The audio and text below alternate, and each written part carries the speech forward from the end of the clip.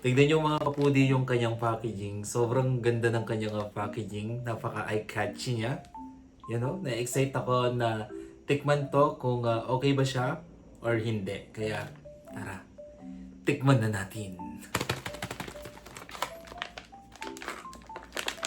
Buksan na natin. Ang hirap buksan Yun. Bali, meron siyang 11 sachet kasi nakalagay dito naman sa harapan ng packaging 10 plus 1. So, may free siyang isa. Bali, summa total 11 sachet siya. So, ganito yung laman niya, mga kapudi. Ito yung kanyang pakete. Yan. Ang cute, no? Gusto ko yung color combination niya. Ang galing na nakaisip ng design ng kanyang packaging. So, i-ready na natin yung aking basong ginagamit parati. Yan. Then, naka-ready na rin yung hot water ko.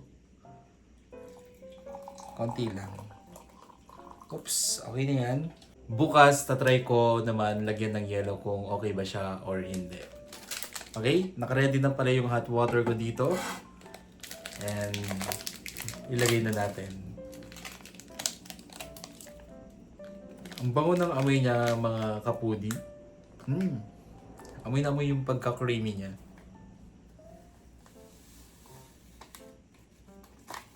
Simutin natin, sayang.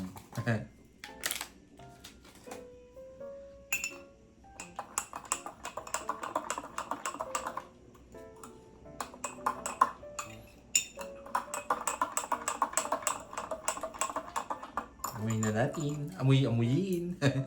May pag ganun talaga eh.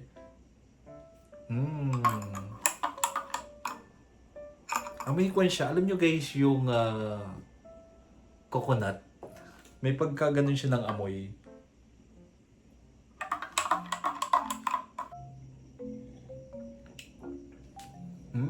Masarap siya. Lasang-lasa yung pagka-creamy niya.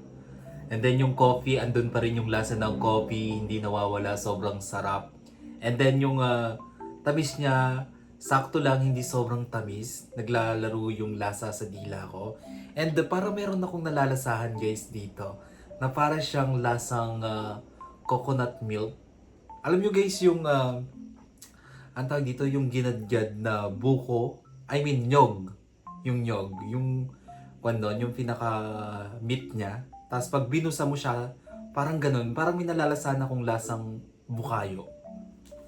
Pero yung bukayong hindi sobrang tamis. Yung saktong-sakto lang. Pag tinikman mo, swabe lang siya sa dila. Ganun siya. Pero masarap siya ha. Ganun yung pagkalasa ko, no? Magkakaiba naman tayo ng paglasa. Pero ganun yung nalalasahan ko siya. May lasa siyang coconut na binukayo, ganon. Guys, alam nyo ba, nung binasa ko yung ingredients niya, meron siyang coconut milk flavor. Kaya pala yun yung nalalasahan ko. Lasang-lasa yung pagka milky coconut niya. Lasang-lasa talaga. Sobrang sarap. Ang galing na nakaisip nito Grabe, sobrang sarap ng lasa niya. Naglalaro siya sa dila ko. Perfect yung combination ng coffee, ng coconut milk flavor na nilagay dito. Yung sugar niya, hindi siya sobrang tamis. Saktong-sakto lang yung lasa niya. And malalasahan mo din talaga yung coconut flavor na nilagay dito. And even yung coffee, lasang-lasa siya. And yung tamis, hindi naman nag-overpower yung lasa ng tamis. Meron na naman ako magiging favorite na coffee, instant coffee. Ito nga yung Good Day Latte. Guys, itry nyo na. Bibigyan ko to ng rate na 10 out of 10. Approve, itry nyo na.